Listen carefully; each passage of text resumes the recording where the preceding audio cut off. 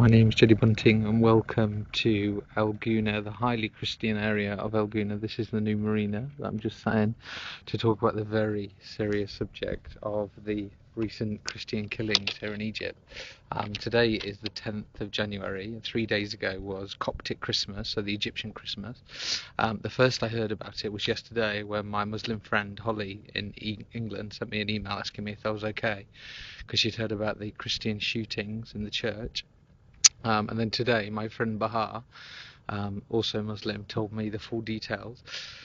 So basically, it's a city called Naga Hammadi, where I visited before in 2006. And basically on Christmas Day, they shot, apparently, this is what I've heard from him, they've shot 8 people. The Muslims shot 8 Christian people.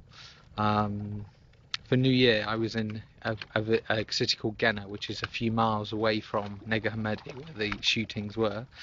But it's, again, I think it happens all the time. But again, just because it happened on Christmas and because it's probably 8 people, it's made world headlines.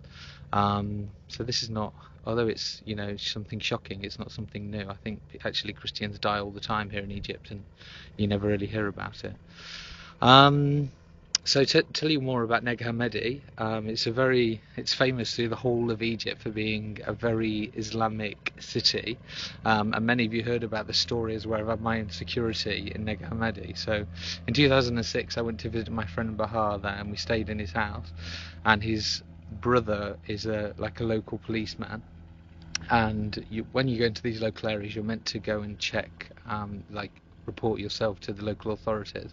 So we did that, and they said that's fine, I can stay, but I was issued with 3 armed guards, and wherever I went I had these 3 armed guards with me, and that was in Nag Hammadi, that city. Bahar lives in a village, and even when I was sleeping the 3 armed guards were outside the little house.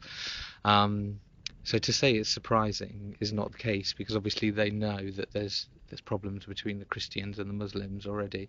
And this is just another example of the underlying issues in the very Islamic cities here in Egypt.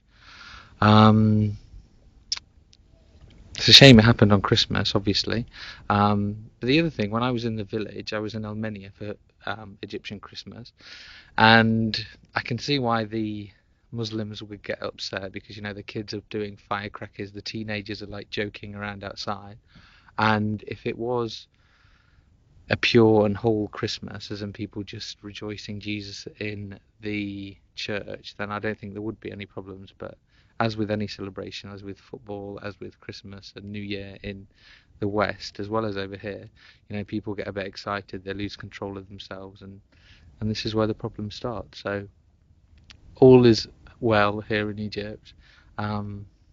So we say a little prayer for the Christians in Nag Hammadi, and possibly I might be visiting there. But my friend Bahar, who works there, I spoke to earlier just before making this video, he said that the whole city now is on shutdown, so the army have arrived and they've closed down all the shops, everybody's got to stay in the houses.